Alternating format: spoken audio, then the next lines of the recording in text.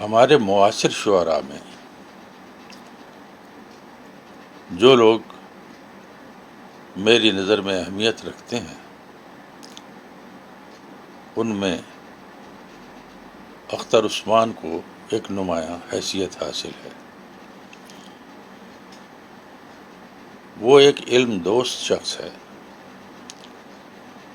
جس کے لیے علم و ادب محض ایک مشغلہ نہیں بلکہ زندگی کا ایک اہم مسئلہ ہے۔ اسے اردو اور فارسی کے کلاسیکی سرمایہ سے گہرا شغف ہے۔ انگریزی ادب کا مطالعہ بھی اچھا ہے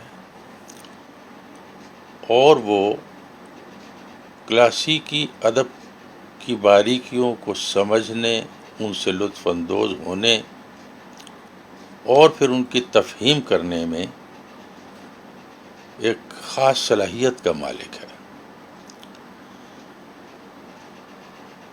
اختر عثمان نے اپنے سارے مطالعے کا نچوڑ،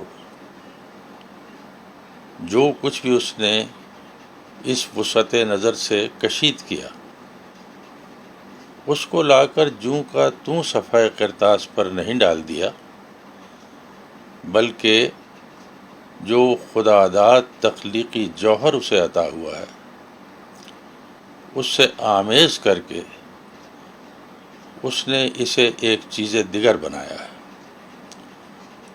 اور فن کی غایت بھی یہی ہوتی ہے کہ آپ کو روایت سے جو کچھ ملتا ہے آپ اس میں ذاتی خون جگر کی آمیزش کر کے ایک نیا روپ دے سکیں۔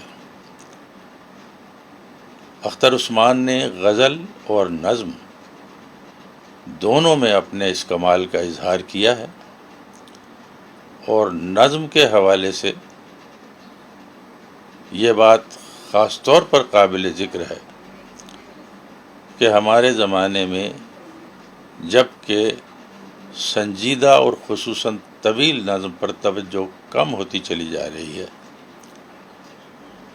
اختر عثمان نے نظم کی گوناگوں اشکال پر بہت توجہ دی ہے۔ اس کی طویل نظم تراش ایک مثال کے طور پر پیش کی جا سکتی ہے، جو بہت پھیلے ہوئے کینوس کی ایک تہدار اور بہت سنجیدہ موضوع پر لکھی جانے والی نظم ہے۔ نظم اور غزل سے ہٹ کر اختر عثمان نے اپنی تنقیدی بصیرت سے کام لیتے ہوئے بے دل کی تفہیم اور ادب میں روایت کی حیثیت پر جو کچھ لکھا اس نے بھی اہل نظر سے داد پائی۔ مجموعی اعتبار سے میں یہ سمجھتا ہوں کہ ہماری ادبی برادری میں اختر عثمان ایک قیمتی سرمایہ کی حیثیت رکھتا ہے۔